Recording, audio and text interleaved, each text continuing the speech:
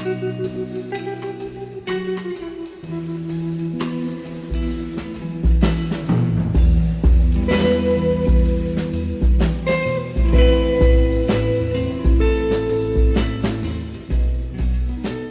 story begins in the early 1900s.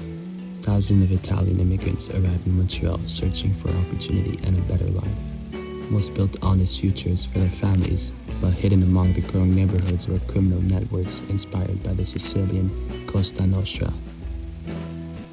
Over time, these groups evolved into one of the most powerful criminal organizations in Canada, quiet, calculated, and deeply connected. By the 1970s, the Montreal underworld had become a complex system of alliances. Between mafia families and biker gangs and street-level crews, they were all involved in many criminal activities, such as robberies and grand theft auto.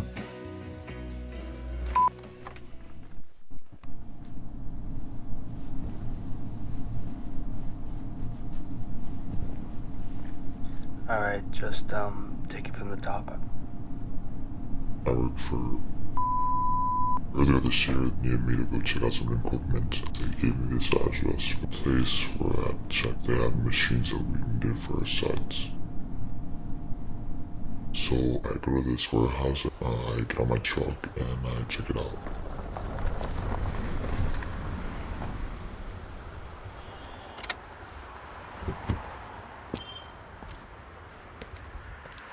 Second I got there, the place was empty, it was deserted, I didn't see anyone, so I assumed we were just inside. I was like, alright, I'll go check out inside, I'll go check out if the machines are here. I had to make sure they were working, they were okay, and we weren't getting scammed. So I go around the building, the warehouse, and I'm trying to find a place to enter. I'm trying to find where I could find the machines, and I stumble across this window, and I look inside, and there's, I would say, around 50 cars lined up in rows. Audis and BMWs, they were expensive cars. And the second I saw that, I knew exactly where I was, and I was terrified. I knew what was going on, and I wanted to leave. I knew I was in a bad spot, and I wasn't supposed to be where I was. But in Montreal, being in the wrong place at the wrong time has long been part of a much bigger story. A story controlled for decades by one family.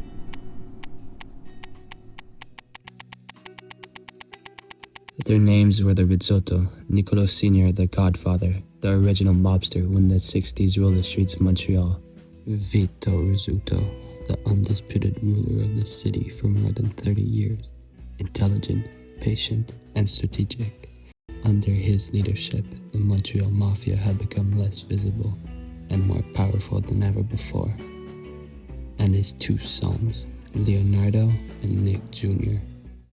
Under Vito's control, money flowed quietly through businesses and underground networks. Conflicts were settled behind closed doors, and for years, the organization avoided the chaos that destroyed other criminal empires.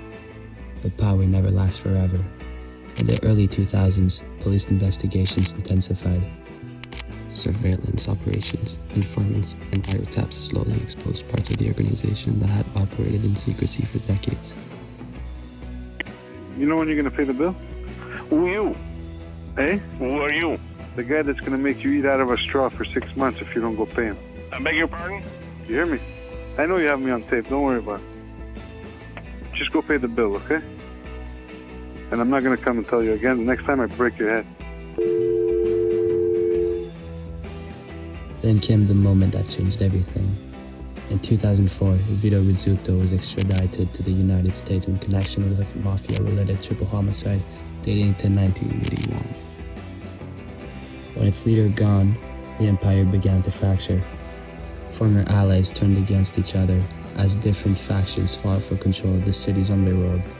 What follows was one of the deadliest periods in Montreal criminal history. Assassinations, disappearance, betrayals. Bodies appeared in cars, in streets, and in quiet suburban neighborhoods. His two sons, Niccolo Jr. and Leonardo, tried to fill the gaps he left behind, but the war had already broken out, and there was no fixing it now. And suddenly, the violence that the Mafia had once tried to contain became impossible to ignore. When Vito returned to Montreal in 2012, many believed he came back to rebuild what had been lost. But it was too late. Nicolo Rizzuto was gunned down yesterday in his home.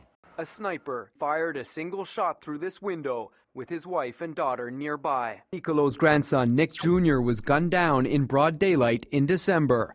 Son-in-law, Paolo Renda, kidnapped in May and is still missing. Journalist says last night's killing sent shockwaves throughout Canada's criminal underworld. It's shocking.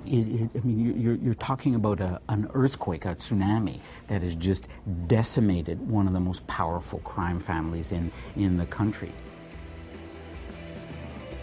Many believed he returned for vengeance. Within months, several figures connected to rival groups were dead, including the ones connected to Nicolo's death. Then, in 2013, Rizzuto allegedly died from complications related to lung cancer, but many speculate a third party responsible for his passing away. The era of the old Montreal Mafia was over, but so was the war, and quiet times had finally come around. Or so it seemed. A couple months ago, organized crime in Montreal was still in the palm of the Rizzutos, but it had morphed into an even quieter and deadlier version of itself. Leonardo, the son who had become a lawyer, was now the head of the gritty Rizzuto family.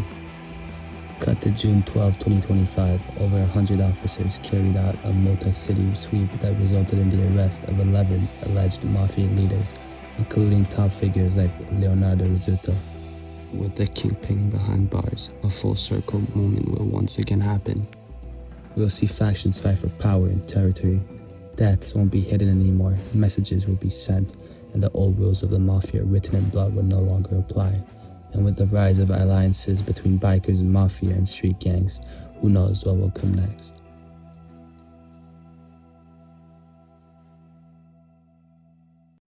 So, I got into my truck and I left, and I didn't go back. We ended up using another company's machines in the underworld, yeah.